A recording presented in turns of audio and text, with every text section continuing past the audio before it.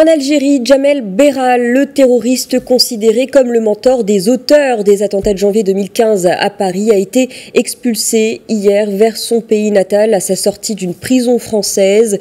Déchu de la nationalité française, il a été remis aux autorités algériennes hier à la mi-journée à son arrivée à Alger. Et Djamel Berral va être rejugé par la justice algérienne. Il avait été condamné par contumace en 2003 à 20 ans de prison pour appartenance à un groupe terroriste. C'est ce qu'a annoncé hier soir la presse algérienne, citant une source proche du dossier. Pour en parler, nous sommes en direct avec Faisal Metaoui, notre correspondant à Alger. Bonjour Faisal. Bonjour Emmanuel. Alors comment s'est déroulée dans le détail l'extradition de Djamel Berral hier ?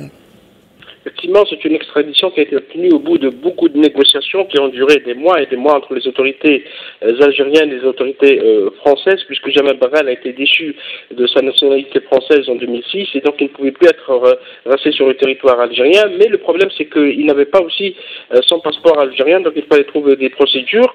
Djamel Berral est arrivé effectivement à Alger hier matin, dans la matinée à Alger, et il a été conduit directement vers le tribunal d'Alger qui d'abord vide le mandat d'arrêt avant d'ordonner sa mise en détention sous mandat de dépôt pour être rejugé, donc pour effectivement les faits qui lui ont été reprochés depuis la fin des années 90, puisque la procédure a été engagée contre lui à la fin des années 90 et qui a abouti à une condamnation par le tribunal criminel d'Alger en février 2003.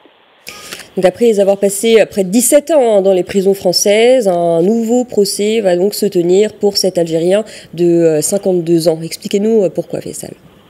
Effectivement, un procès va être intenté contre lui, parce que lui, il a été accusé dans les années 90 pour appartenance à un groupe terroriste, puisque selon les autorités algériennes et selon les enquêtes qui ont été menées à l'époque, Djamel Berral contribuait d'une manière ou d'une autre et était en contact avec les JIA, le groupe islamique armé. Et d'ailleurs, il a été condamné en France pour le lien qu'il avait avec Ismaïl Al-Qassem, qui a été accusé d'être derrière les attentats de 1995. Donc la procédure va être un peu lente, puisque en matière de terrorisme, il faudrait qu'il y ait une enquête, qu'il y ait réouverture du dossier, et donc c'est une mise en détention qui va durer probablement de 1 à 2 ans avant qu'il y ait un procès au tribunal criminel d'Alger selon les nouvelles dispositions comportant lutte contre le terrorisme en Algérie.